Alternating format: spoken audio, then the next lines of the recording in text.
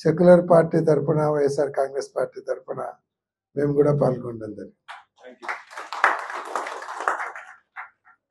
ఎందుకంటే ఈ బిల్లును మొదటి నుంచి జగన్మోహన్ రెడ్డి గారు అగ్నెస్ట్ చేస్తూ ఉన్నారు.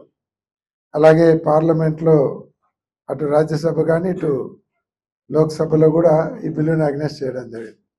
కానీ కొంతమంది రాజ్యసభలో చేయలేదంటున్నారు. కానీ వైవి సుబ్బారెడ్డి గారి స్పీచ్ క్లియర్గా ఉంది, where against the amendment act bill అని. కాబట్టి దాంట్లో ఎటువంటి డౌట్ లేదు.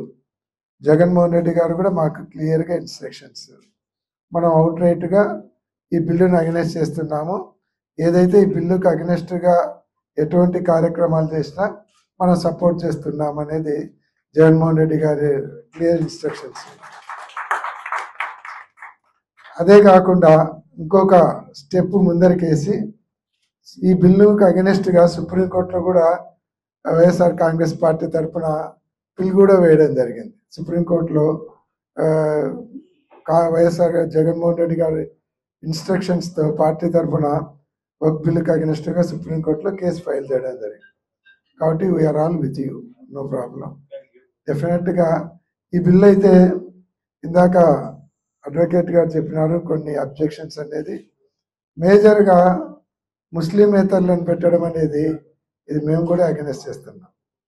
ఎందుకంటే ఇది minorities properties, minority book board అంటేనే మైనార్టీస్ మేజర్గా, అది క్రిస్టియన్ మైనార్టీస్ని కూడా దాంట్లో మెంబర్స్గా ఉన్నారు ఐ థింక్. కాబట్టి దాంట్లో ముస్లిమేతరులను పెట్టడం అనేది అదైతే కరెక్ట్ కాదనేది మా పార్టీ అభిప్రాయం. మామూలుగా సుప్రీంకోర్టులో వేసినప్పుడు దాని మీదనే వేయడం జరిగింది. రెండోది ఏదైతే వర్క్ ట్రిబ్యునల్ను కాదని కలెక్టర్ను పెట్టి కలెక్టర్ డిసిషన్ మేకర్ అనేది collector appointed by state government. ఈరోజు ఒక ఎమ్మెల్యేగా నేనుండి కలెక్టర్ని I can influence the collector. ఎందుకంటే ఇది నా పర్సనల్ ఇంట్రెస్ట్ ఉంది సార్, నేను బుక్ బోర్డ్ ల్యాండ్ కబ్జా చేసినాను, నా పర్సనల్ ఇంట్రెస్ట్ ఉంది, నువ్వు చూసి చేయి, నీకు కావాలంటే మినిస్టర్తో చెప్పించా, సీఎంతో చెప్పిస్తా అని చెప్పేదానికి అవకాశం ఉంది. కాబట్టి ఆ అవకాశాన్ని కల్పించడం అనేది అది కరెక్ట్ కాదనేది మేము కూడా మా అభిప్రాయం కూడా. ఎందుకంటే ఒక ట్రిబ్యునల్ ఉంది, ట్రిబ్యునల్కు ఒక జడ్జి హోదా ఉంది, ఎవరంటే వాళ్ళు ఫోన్ చేసి మాట్లాడలేరు. ఒకవేళ ఒక ట్రిబ్యునల్ను అపాయింట్ చేసేది గవర్నమెంట్ అయినా, అపాయింట్ చేసేంత వరకు గవర్నమెంట్ అపాయింటెడ్ అయిన తర్వాత ఈ విల్ లైక్ ఏ జడ్జ్. కాబట్టి అదైతే కలెక్టర్ని పెట్టడం అనేది కరెక్ట్ కాదు. ఏదైతే ఆస్తులు దానికి రుజువులు కావాలి, పేపర్స్ కావాలంటే అప్పుడెప్పుడు నవాబులు ఉన్నప్పుడు 500 సంవత్సరాలు 600 సంవత్సరాలు కూడా ప్రాపర్టీస్ ఇచ్చినటువంటి ప్రాపర్టీస్ ఉన్నాయి కొన్ని. దాదాపు ఈరోజు గవర్నమెంట్ సెంట్రల్ గవర్నమెంట్ లెక్కల ప్రకారమే 9 లక్షల ఎకరాల 9 లక్షల కోట్ల వర్త్ ఆఫ్ ప్రాపర్టీ అని చెప్తున్నారు, 8 లక్షల ఎకరాలు అని చెప్తున్నారు. నాకు తెలిసి ఆంధ్రప్రదేశ్లో కూడా చాలా వాల్యుబుల్ ప్రాపర్టీస్ ఉన్నాయి, మన కర్నూలులో కూడా ఉన్నాయి. కాబట్టి ఇవన్నిటి కూడా చాలా దానికి రికార్డ్స్ ఉండవు. సొంత పొలాలకే రికార్డ్స్ లేనటువంటి పరిస్థితులు ఉన్నాయి. ఎందుకంటే ఫోర్ ఫాదర్స్ నుంచి వచ్చిన ప్రాపర్టీస్కు సొంత పొలాలకే రికార్డ్స్ లేవు. ఇంకా వర్క్ ప్రాపర్టీస్కు ఏదైనా టెంపుల్ ప్రాపర్టీస్కు రికార్డ్స్ కావాలంటే లేదు, రికార్డు లేదు. కాబట్టి ఇది గవర్నమెంట్ ప్రాపర్టీ అంటే ఎట్లా?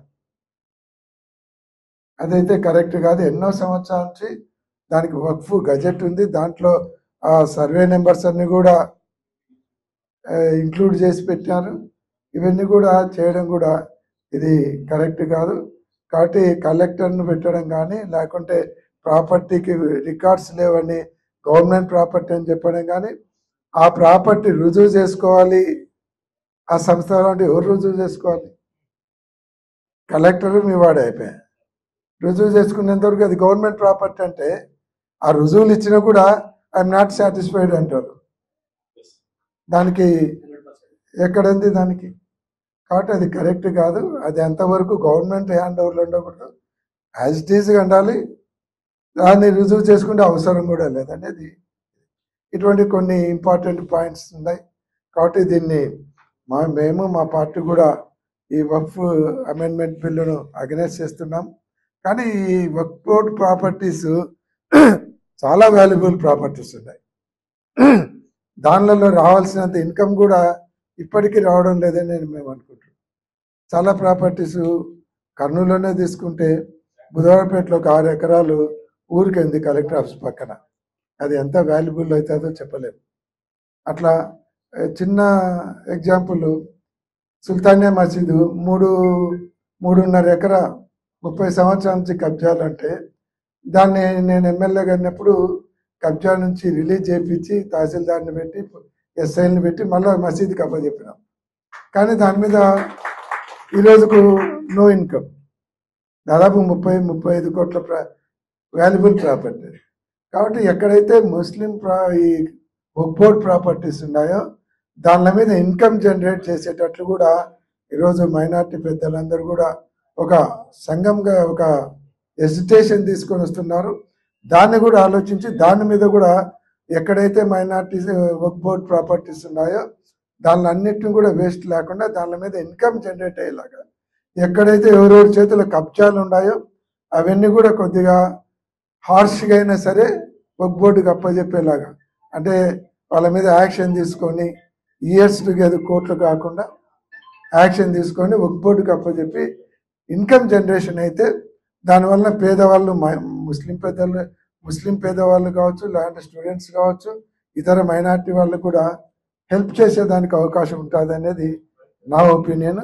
కాబట్టి రేపు మీరు ఈ వక్ఫ్ అమెండ్మెంట్ బిల్లుకు అగెనెస్ట్గా మీరు ఎటువంటి కార్యక్రమాలు చేపట్టినా దానికి మా పార్టీ తరఫున పూర్తి సపోర్ట్ ఉంటాం. మా పార్టీ క్యాడర్ కూడా